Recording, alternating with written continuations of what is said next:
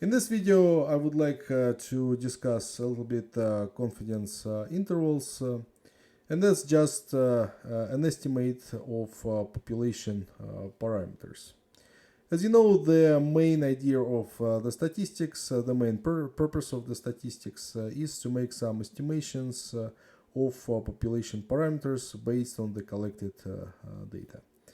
Okay, if let's say we would like to estimate the average height of a man in the world, we are not going like all over the world. We are not going in every single city. We are not going in every single village and measure the height of every single man in the world. Yeah, we are going to collect some data. We are going to do some sampling, and based on those samples, based on that collected data, we are going to make some estimations of the population mean, in this case, the mean height of a man. Okay, and we are going to do it based on the statistics, and we are going to use so-called confidence interval. So we will generate like some interval within which we expect to see that mean. Okay, mean like or proportion. Yeah, so that's what we are going to do in this course. And if you're talking about mean, it's going to be some interval for the mean, and we expect like the population mean to be within that interval with some confidence. Yeah. So if let's say we set up the 90% confidence interval, so then we expect to see the mean. We expect to see the mean in this interval with 90% confidence. Okay. As I said, we will have three cases here.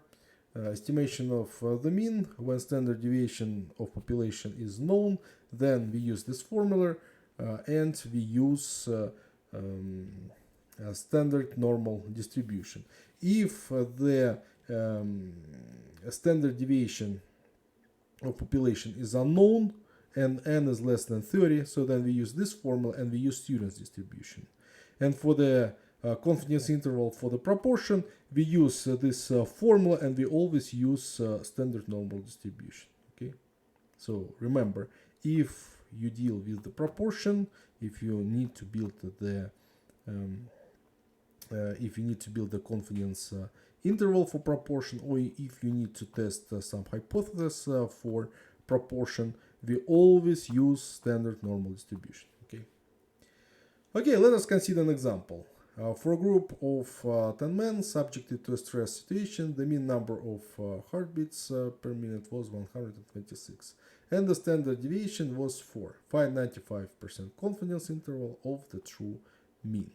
Okay, here everything is based on the sample where n is less than 30. So that is why we have the second case of the mean estimation. Okay, so let's mark it. Okay, so n is equal to 10 degrees of freedom. So since we deal with the students distribution, we will need degrees of freedom. So this is equal to 10 minus 1. Okay, so then we also have x bar. So this is our mean of the sample. X bar is equal to 126. We have standard deviation of the sample, which is notated as S, and it is equal to 4. And what else? Confidence is 95%. That means significance. You see here alpha, and here alpha, here alpha, here alpha, here alpha, and alpha. And alpha, as you remember from our previous problems, we notate alpha significance. Yeah, so significance level. And significance, as you remember, so that's 1 minus confidence. So in this case, our significance is equal to 0.05. Yeah, so it's 1 minus 0.95. Okay, so alpha is equal to 0.05. That means alpha over 2. Yeah, alpha over 2 is equal to 0.05 divided by 2. Okay, so 0.025. Okay, so now we need to calculate T alpha over 2. So that's what cuts that tail from the left and from the right. From the left and from the right.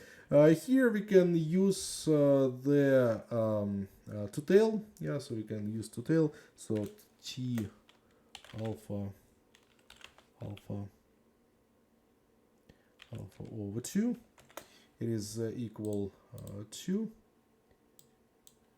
It is equal to the inverted T inverted two-tail. But if you use two-tail function, be careful, we just use alpha. So that's what it does. Yeah, it splits it into two tails. Okay, so if you use the two-tail option, you just use alpha here, and then degrees of freedom, that's 9.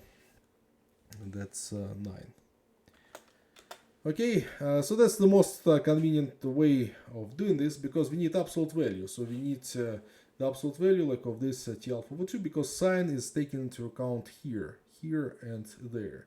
So here we take minus, here we take plus. But also we can use that 0.025 if, let's say, you want to use whatever you calculated here.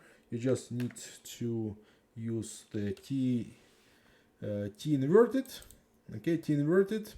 That's 0.025. Okay, degrees of freedom 9. Okay, and what we do, we take the negative value, because this is going to be negative. So that's the tail on the left, which cuts 0.025 of an area. So this is going to be negative t-score. Okay, so we can put minus here, and this is going to give us a positive value, which should be the same as what we calculated with the two-tail function. Okay, so see, it's absolutely same value. So now we are ready to set our interval. So let's set our interval. Okay, so that's our mu, and we estimate our true mean as, okay, so let's estimate the right tail. So the x bar, oops, equal to x bar, and then we have plus T alpha over 2, so which is this one, yeah, multiplied by S divided by square root of n. Okay, so let's center. So that's what we have. Yeah, that's what we have. So this is our left. So this is our left. Sorry, this is our right. Boundary like of the interval. Okay, so what we can do, let's say, so we can take this and fix it, and let's say we can take this, fix it as well. We can fix this, and we can also fix that, and then we can take the whole thing. Yeah, and we can put it here. We can put it here, and we can put minus right there. And this is going to be our left boundary. So let's just move it. You see, nothing is changing because everything is fixed. And put the sign here.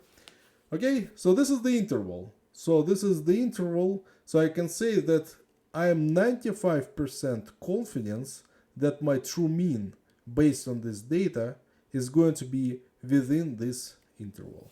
So there is a 5% of a chance that it's not going to be there. Okay. So that's what it is. And for other two cases, it's absolutely the same. Yeah. So you just needed to calculate those parameters here, yeah, and there. Yeah. So absolutely same algorithm for solution of the problems. So that's it. I think now you know everything you need for quiz number 2.